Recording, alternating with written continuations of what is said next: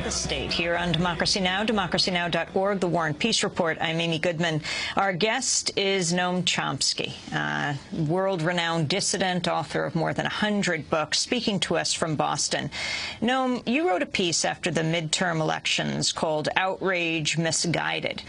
I want to read for you now what Sarah Palin tweeted, the former Alaska governor, of course, and Republican vice presidential nominee. This is what she tweeted about WikiLeaks. She put it on Facebook. She said, first and foremost, what steps were taken to stop WikiLeaks director Julian Assange from distributing this highly sensitive classified material, especially after he'd already published material not once but twice in the previous months. Assange is not a journalist any more than the editor of Al-Qaeda's new English language magazine Inspire is a journalist. He's an anti-American operative with blood on his hands. His past posting of classified documents revealed the identity of more than 100 Afghan sources to the Taliban. Why was he not pursued with the same urgency we pursue Al-Qaeda and Taliban leaders? Noam Chomsky, your response. That's pretty much what I would expect Sarah Palin to say. I don't know how much she understands. But I think we should pay attention to what we learn from the leaks. What we learn, for example, is the kinds of things I've said. Perhaps the most dramatic revelation is what I've already mentioned, the bitter hatred of democracy that is revealed both by the U.S. government, Hillary Clinton, others, and also by the diplomatic service, to tell the world, they talk to each other, to pretend to each other that the Arab world regards Iran as the major threat and wants the U.S. to bomb Iran, is extremely revealing when they know that approximately 80% of Arab opinion regards the U.S. and Israel as the major threat, 10% regard Iran as the major threat, and a majority, 57%, think the region would be better off with Iranian nuclear weapons as a kind of deterrent. That doesn't even enter. All that enters is what they claim has been said by Arab dictators, brutal Arab dictators. That's what counts. How representative this is of what they say, we don't know, because we don't know what the filtering is. But that's a minor point. The major point is that the population is irrelevant. All that matters is the opinions of the dictators that we support. And if they were to back us, that's the Arab world. That's a very revealing picture of the mentality of U.S. Political leadership and presumably elite opinion, judging by the commentary that's appeared here. That's the way it's been presented in the press as well. Your piece. It doesn't matter what the Arabs believe. Yeah. Your piece, Outrage Misguided, back to the midterm elections and what we're going to see now. Can you talk about the Tea Party movement? Well, the Tea Party movement itself is maybe 15–20% of the electorate. It's relatively affluent, white, nativist. You know, it has rather traditional nativist streaks to it.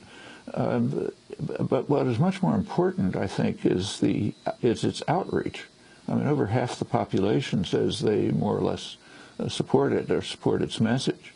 And what people are thinking is extremely interesting. I mean, overwhelmingly, polls reveal that people are extremely bitter, angry, hostile, opposed to everything. The primary cause, undoubtedly, is the economic disaster. It's not just a financial catastrophe, it's an economic disaster. I mean, in manufacturing industry, for example, unemployment levels are at the level of the Great Depression. And unlike the Great Depression, those jobs are not coming back. U.S.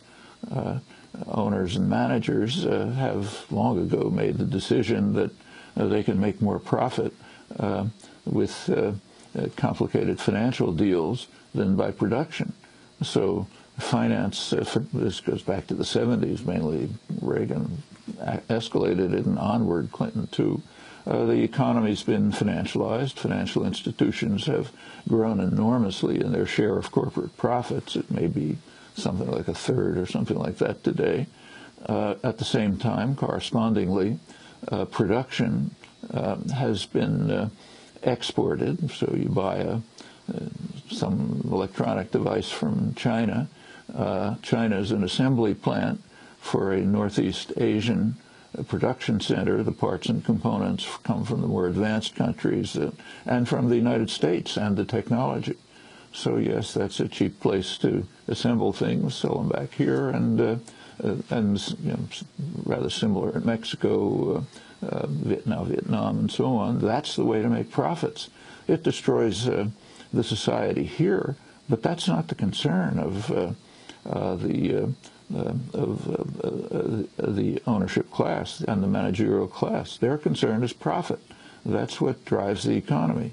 And the rest of it is a fallout. People are extremely bitter about it, but don't seem to understand it.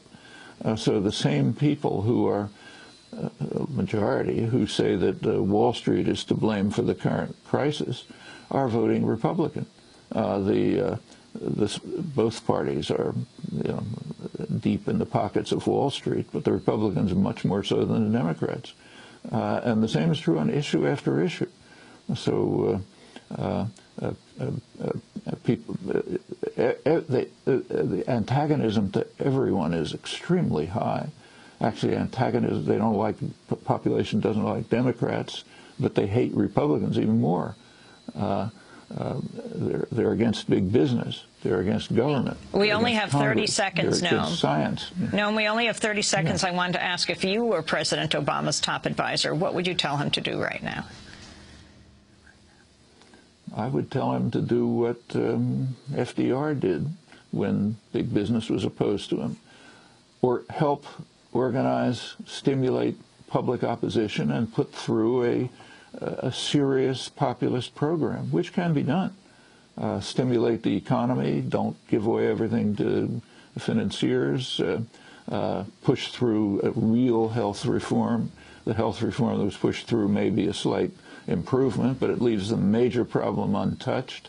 If you're worried about the deficit, pay attention to the fact that it's almost all attributable to military spending. And we're going to leave it there, but we'll continue the conversation after and post it online at democracynow.org. I'm Amy Goodman. Thanks so much for joining us.